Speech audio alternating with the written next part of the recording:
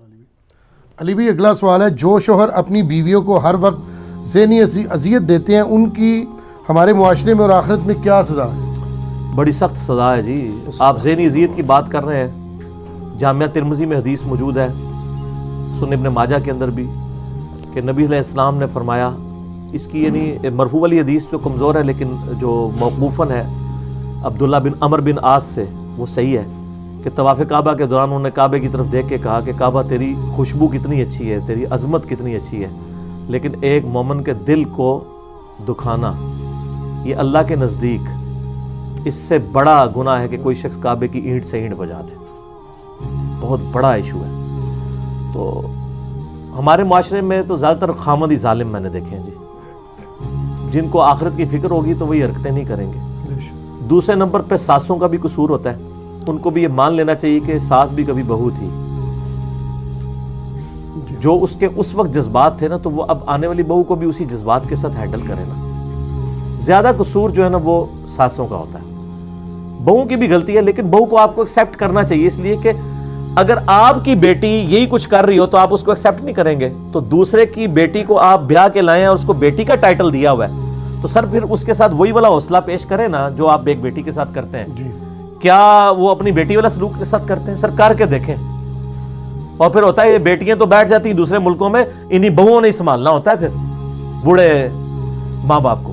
ساس سسر کو کون سنبھال رہا ہوتا ہے؟ یہی لوگ ہی سنبھال رہی ہوتی، اور کون سنبھال رہا ہوتا ہے؟ تو اس اعتبار سے یعنی یہ ظلم ہو رہا ہے. خامدوں کو بھی اللہ سے ڈرنا چاہیے اور خوف خدا رکھنا چاہیے. کسی جانور کے ساتھ انسان برا سلوک نہیں کر سکتا. بخاری مسلم میں حدیث ہے، ایک عورت بڑی نیک تھی اور نبی علیہ السلام نے فرمایا کہ وہ دوزخ میں جل رہی ہے صرف اس لیے کہ اس نے ایک بلی کو قید کر دیا اور وہ بھوکی پیاسی مر گئی. جی ٹھیک ہے، ایک بلی کے ساتھ ظلم کیا اور وہ نیک عورت دوزخ میں جل رہی ہے. سر یہ بہت کرٹیکل ایشو ہے. تو بیوی تو آپ کے لیے قربانی دے کے دوسرے اپنے گھر کو چھوڑ کے آپ کے گھر آئی ہے تو اس کے ساتھ حسن سلوک کریں.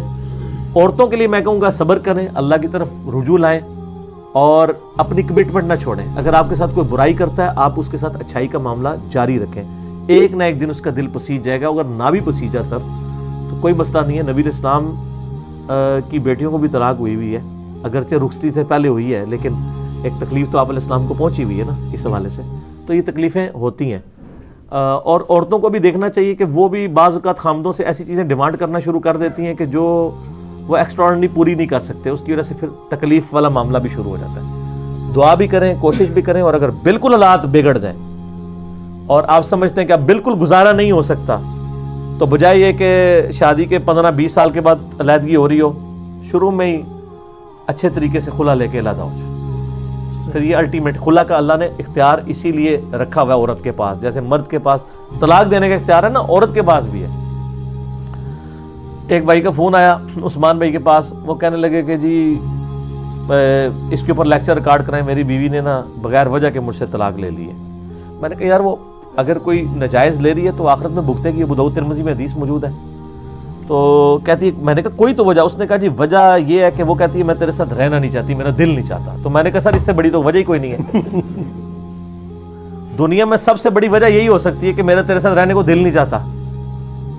ٹھیک ہے، یہ جینون وجہ ہے نا، تو اللہ نے اس کو حق دیا ہے. اس کو ذرا وائس ورسا کرے. اگر کسی خاوند کو اپنی بیوی اچھی نہیں لگتی ہے کسی بھی وجہ پہ اور وہ اس کے ساتھ نہیں رہنا چاہتا، تو کیا وہ نہیں طلاق دے دیتا؟ تو عورت کو بھی حق حاصل ہے. اور عموماً عورتیں نہیں طلاق لینا چاہتی ہیں، یہ مرد ظالم ہوتے ہیں، ان کو مجبور کرتے ہیں. کیونکہ جب بھی کوئی اپنی بیٹی کو بیاہ رہا ہوتا ہے نا، تو وہ تو یہی کہہ رہا ہوتا ہے کہ سمجھ تیرا جنازہ یہاں سے اٹھ رہا ہے، اب واپس نہیں آنا ادھر. جی ٹھیک ہے. اور آپ دیکھیں جب حق مہر کی باری آتی ہے، ہمارے معاشرے میں کوئی زیادہ حق مہر لکھوائے اس کو عیب سمجھا جاتا ہے. حالانکہ نبی علیہ السلام کے تو میں نے حق مہر جو بتائے ہیں وہ 1 ملین سے زیادہ بنتی ہے رقم. کیلکولیٹ کر کے دیکھ لیں تو 500 اوکیا جو ہے وہ چاندی بنتی ہے، 500 اس وقت کے درہم چاندی کے. تو وہ لیکن یہاں پہ لوگ کیا لکھوا رہے ہوتے ہیں؟ میرا اپنا حق مہر 1100 روپے لکھا ہوا ہے. وہ اس لیے کہ انہوں نے کہا جی جب بیٹی دے دی تو حق مہر کی کیا امپورٹنس ہے؟ کیا حق مہر کی وجہ سے میاں بیوی بچ سکتے ہیں؟ نہیں. اتنے حق مہر ہوتے ہیں پھر بھی الٹیمیٹلی طلاقیں ہو جاتی ہیں. بلکہ وہ تو پھر علیحدگی ہو جانا ہی زیادہ بہتر ہوتا ہے، بجائے کہ وہ ظلم کیا جائے اور مجبور کیا جائے. اور آج کل تو اللہ معافی دے ایسے واقعات آ رہے ہیں کہ خامند جو ہے بیویوں کو قتل بھی کر دیتے ہیں اور کئی بیویاں بھی خامدوں کو قتل کر دیتی ہیں، ایسا بھی ہو جاتا ہے۔ تو یہ ساری چیزوں کے میں اگر ایک ون لائن میں بیان کروں تو یہ دین سے دوری ہے سر۔ دین سے دوری نہ ہوتی تو یہ معاملات ایسے نہ ہوتے۔ صحیح، ٹھیک ہے نا؟ تو صبر کریں اور ترغیب پیار محبت سے جاری رکھیں۔ عورت کو اللہ نے نمبر 2 بنایا تو وہ نمبر 2 بن کے رہے بھی، صبر بھی کرے چیز۔